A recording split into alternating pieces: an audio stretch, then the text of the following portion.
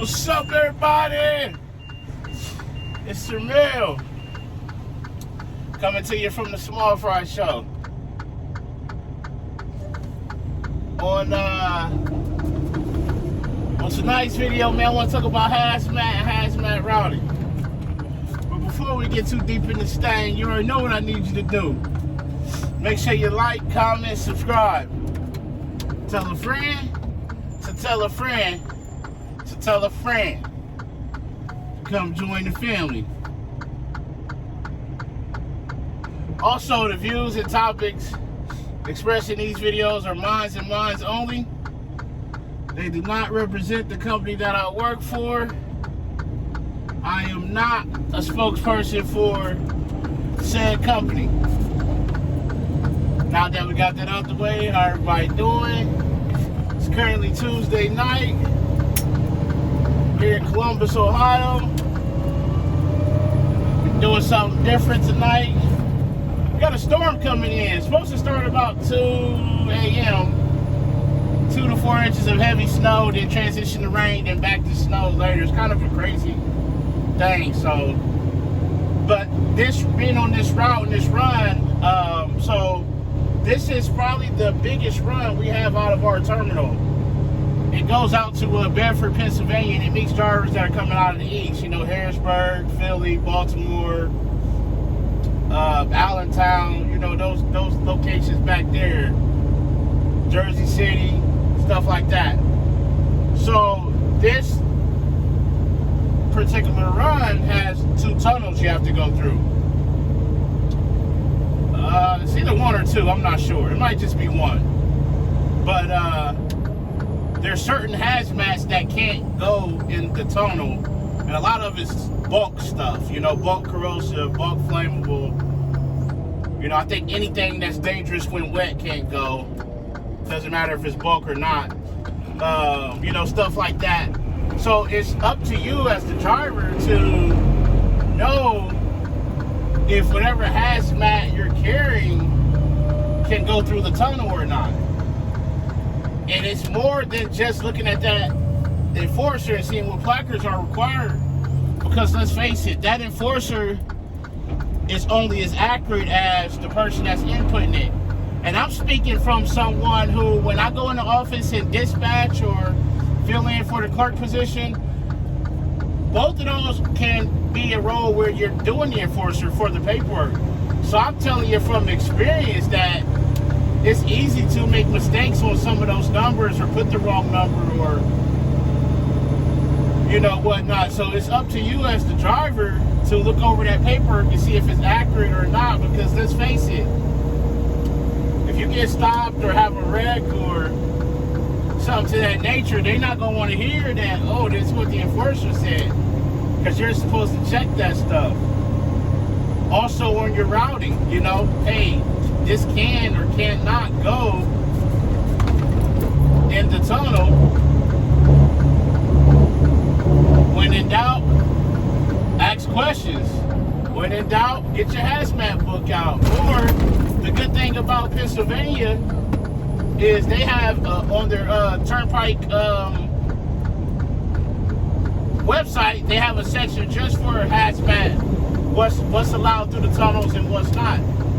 And so that'll give you a heads up. But even once you get out there to be able to enter the turnpike, there's big signs saying, hey, these are allowed.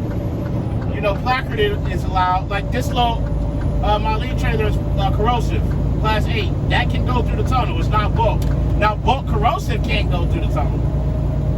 So that's the things you got to watch and pay attention to when you're holding hazmat and what hazmat you have. That way you're not getting yourself in a jam, you know, or something like that, because those fines, they add up quick. And they are very, very expensive when you start dealing with hazardous materials. So that's just a quick video that came to my mind by doing this. Something else I'm going to talk about in upcoming videos is detours. A couple weeks ago, the highway was closed because of the wreck. I had the detour. You know, even with this detour, you need to know what's on that route you're trying to detour on. If you got to pull over and look at the atlas, because you don't want to get in a situation where you're back somewhere and you ain't supposed to be, even if the highway is closed. It's up to you to make sure you're on that correct route, a state route. Especially in Pennsylvania, there's a lot of roads in Pennsylvania that they'll say like prohibited twin trailers, 108 or 100, whatever the width is, those are prohibited. So, those are things you got to watch for, especially like in Pennsylvania. I know that's the state that does that with the doubles. So just because the highway is closed and they're routing you off of that don't mean that you may be able to go there. You may need to find a different route or wait it out or turn around or something. So that's your responsibility as the driver to know the route you're taking. But I'm gonna touch on that in a separate video. We're gonna get on out here and try to get back. We're probably going to, looking at the timing of the snowfall coming in, I'll probably catch it on the tail end of getting back into Columbus. So you already know we're gonna do the best we can and be as safe as we can be and get back home in one piece, the same way we left. That's the ultimate goal. So, quick video. Check your hazmat. Keep that hazmat book with you. It's required. I've said this in previous videos. When you get out of the truck, that hazmat paperwork needs to be in the driver pouch or the door. I believe it could be on the seat. They have to be able to reach it without getting in the truck. If an accident happens, the paramedics or fire department or police officer, they have to be able to reach that hazmat paperwork without getting in the truck, without stepping on a step or anything like that. They have to get it.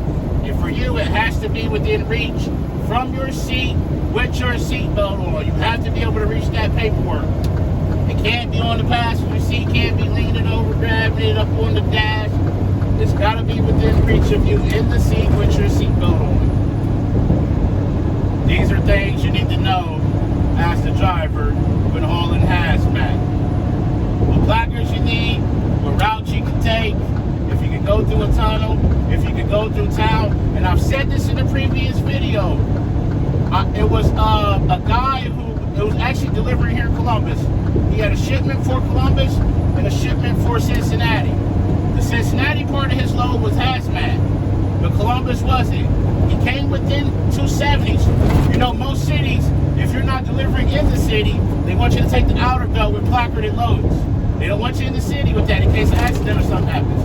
Well, he came into the city and made his delivery in Columbus. A local Columbus cop stopped him, gave him a ticket for being within the city limits with a placarded load. He told him, hey, I was delivering this, but then I'm going to Cincinnati. He took it to court. I'm not saying this right, but he took it to court and fought it, and the judge upheld the ticket, the hazmat ticket. I'll see if I can link the article to that on this video. I'll try to find it. But the judge upheld it and said that you should have offloaded the Cincinnati freight somewhere outside of Columbus, on the outskirts, delivered the Columbus freight, came back and got to Cincinnati, and then went, because that freight wasn't destined for Columbus. They upheld that ticket. So something to think about for us. My terminal is inside of 270. Now, if you go up through town and get stopped, say, hey, I just left. Okay, where's that going though? Same as coming back in. Is that freight, is that hazmat shipment destined for Columbus? If not, you're at their mercy and you're at their discretion. You go to court, you don't know if the judge is in with the cops. You don't know his interpretation of the law. All of that is at their discretion. So for us, my company, they pay us to go around the outer belt, go around the outer belt. It's that simple, because you get an accident, this lane is rough right here. Right there, that little spot right there is rough. You get an accident or have a ticket, the company ain't gonna back you up, because they gonna say, you ain't even supposed to be over there. We routed you this way. So don't take the risk with dealing with hazmat. Just do the right thing, because it's a lot that comes into play. You start adding up points and tickets, and they ain't gonna back you up on it. It's gonna come out of your pocket. You're gonna be upset. So that's a lot of these LTL carriers. I think UPS, the small package, they don't deal with no hazmat. And I think FedEx Ground don't deal with no hazmat. These general LTL freight companies, FedEx, AAA Cooper, Pitt, Ohio, Dayton Freight, Saia, companies like that, you're gonna be hauling some hazmat. You may get it every day for a week. You may not get it again for another month. But it's going to come a time you're going to be expected to haul some hazmat. You're going to need to know what you're doing. So as always, make sure you arrive to your pickup and your delivery on time and safely. Call your loved ones. Tell them you love them. Love on somebody today. But most importantly, be the reason that somebody smiles today. The world needs it now more than ever. It's Sir Mail coming to you from the one and only Small Fry Show, and I'm out. Peace.